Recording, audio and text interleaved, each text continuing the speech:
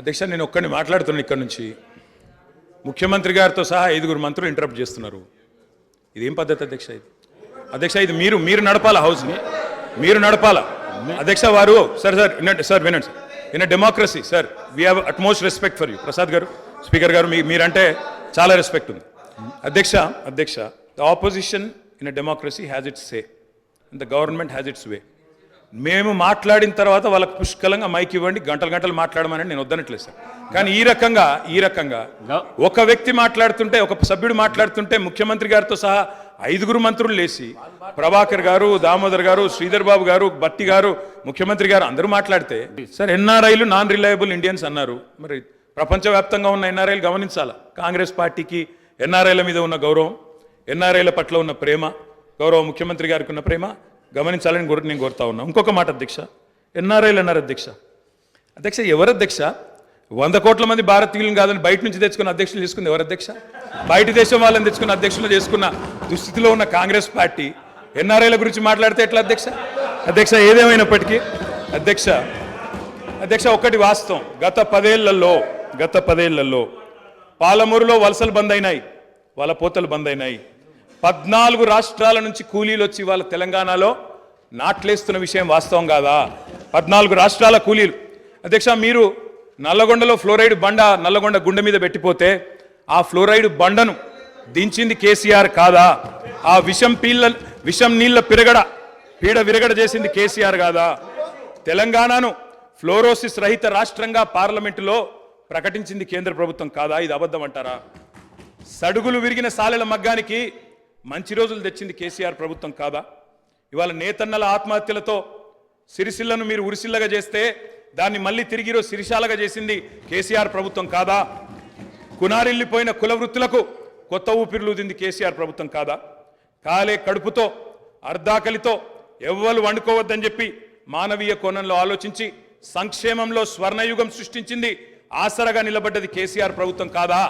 200 రూపాయల పెన్షన్ను 2000 చేసింది కేసీఆర్ ప్రభుత్వం కాదా అధ్యక్ష? నిన్న గ్రామీణాభివృద్ధి గురించి మాట్లాడుతూ ఈ ప్రభుత్వం ప్రాపగాండాకు ఎక్కువ పెద్దపీట వేసిందన్నారు అధ్యక్ష.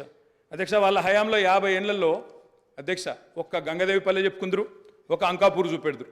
అది కూడా పాప మా గ్రామస్తులు చేసుకున్నారు, వీళ్ళు చేసింది ఏం లేదు.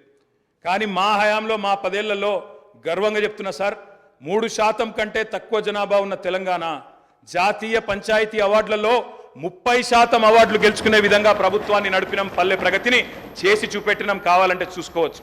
ఏ పల్లెకు పోయినా ట్రాక్టర్లు, ట్యాంకర్లు, ఏ పల్లెకు పోయినా ట్రాలీలు, ఏ పల్లెకు పోయినా డంపింగ్ యార్డులు, ఏ పల్లెకు పోయినా ఇంటి ముంగటయ్యాల నీళ్లు, బ్రహ్మాండంగా చెట్లు. ఇవి వాస్తవాలు కాదా అధ్యక్ష? ఇవాళ మీరు ఎంజాయ్ చేయండి, పర్వాలేదు. 10 ఏళ్ల తర్వాత ఎంజాయ్ చేయండి.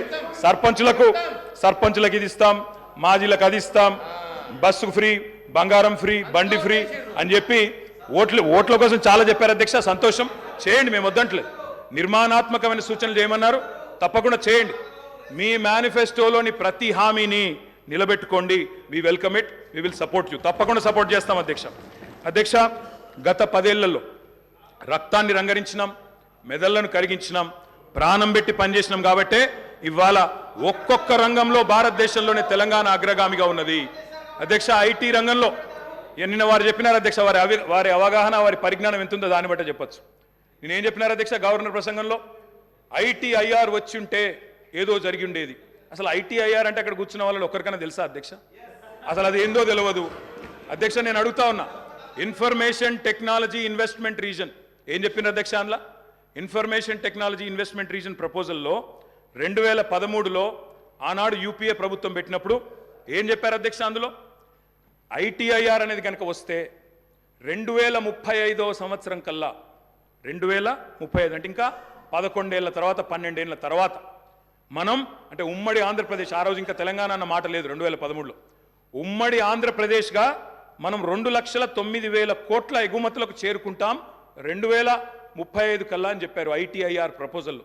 కానీ అధ్యక్ష మా ప్రభుత్వ పనితీరు వల్ల, మా గౌరవ పెద్దలు కేసీఆర్ గారి పనితీరు వల్ల 2022-23 సంవత్సరానికే 2,41,000 కోట్లకు IT ఎగుమతులను చేర్చింది మా ప్రభుత్వం అధ్యక్ష. ITIR లేకున్నా కేంద్రంలో ఉన్న బీజేపీ మోకాలు అడ్డం పెట్టినా అధ్యక్ష ఆ 2035 టార్గెట్ను ఐటీఐఆర్ ఇవ్వకపోయినా సాధించిన ఘనత మా ప్రభుత్వానిది, మా నాయకుడు కేసీఆర్ది అనే మాట నేను గుర్తు చేస్తా ఉన్నా అధ్యక్ష.